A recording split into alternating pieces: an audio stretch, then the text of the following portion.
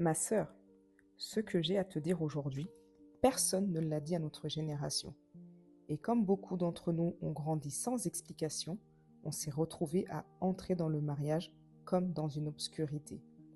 Alors écoute bien, parce que ce que j'ai à te dire, c'est ce que nos mères n'ont pas su nous transmettre et ce que nos tantes n'ont jamais osé dire.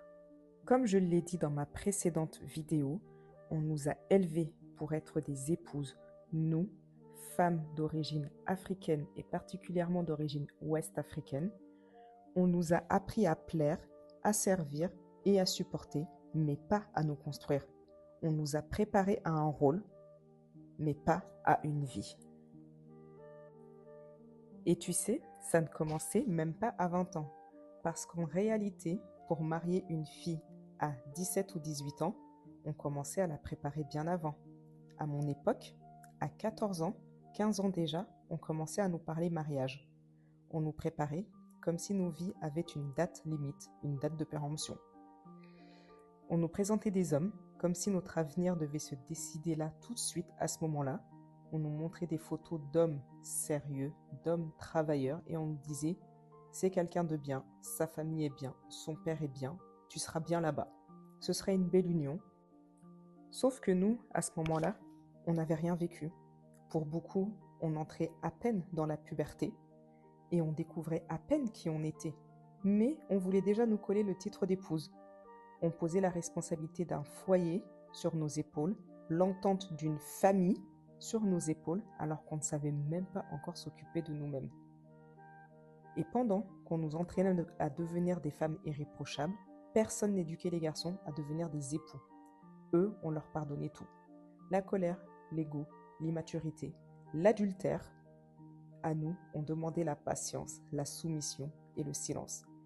Alors forcément, quand il y avait un désaccord, c'était toujours la femme qu'on accusait et l'homme qu'on excusait.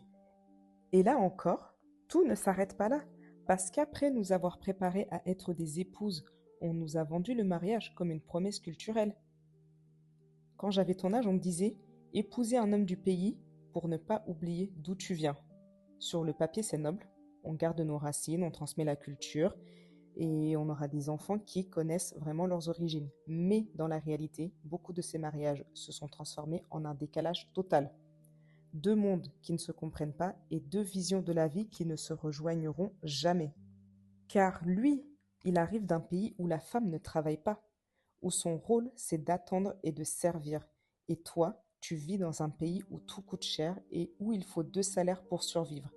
Résultat des courses, tu dois aussi te lever tôt. Tu as la charge financière du foyer, tu gères les papiers, les enfants, les factures, pendant que lui, malgré qu'il travaille, envoie tout son argent au pays pour aider sa famille, comme si toi et tes enfants n'étiez pas sa famille. Et quand tu oses dire que tu n'en peux plus, on te répond, c'est ça le mariage, il faut supporter. Et on ose même t'expliquer que ta souffrance deviendra une baraka pour tes enfants, comme si la douleur était une vertu. Et le pire, c'est qu'on ne t'a jamais appris à surmonter tout ça. On ne t'a pas appris à négocier, ni à poser des limites, ni à dire non sans culpabiliser. Tu portes tout, la charge émotionnelle, la charge mentale et la charge financière. Tu es à la fois mère, épouse, assistante, médiatrice. Et quand tout s'effondre, on t'accuse d'avoir soit mal prié ou mal tenu ton foyer. Personne ne se demande est-ce que seulement tu as eu le droit d'exister dans ton propre mariage. De tous ces constats, ma sœur, moi j'ai 3 conseils à te donner avant de rentrer dans un mariage. Le premier conseil, c'est que le mariage n'est pas une sauvegarde. Le mariage ne doit être ni une course contre la montre, ni une course contre la honte. Il ne doit pas être un refuge, ni une obligation culturelle. Avant de dire oui, demande-toi, est-ce que je serai libre dans ce foyer? Est-ce qu'on me respectera? Ou est-ce qu'on m'utilisera? On nous a appris à chercher un mari, mais moi je te dis, cherche un équilibre. Mon deuxième conseil, c'est que l'amour, ce n'est pas le sacrifice. L'amour, ce n'est pas supporter, ce n'est pas t'éteindre pour prouver ta loyauté. L'amour, c'est se construire ensemble, pas se consumer seul.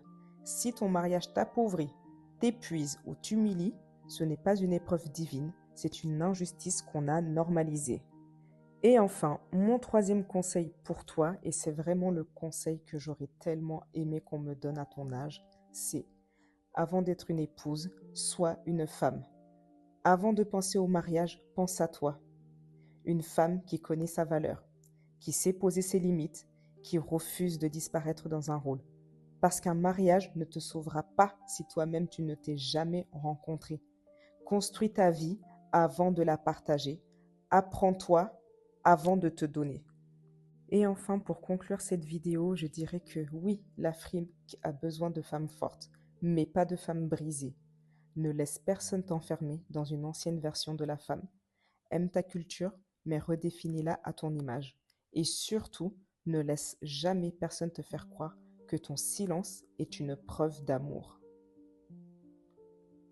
On nous a appris à survivre, à toi maintenant d'apprendre à vivre.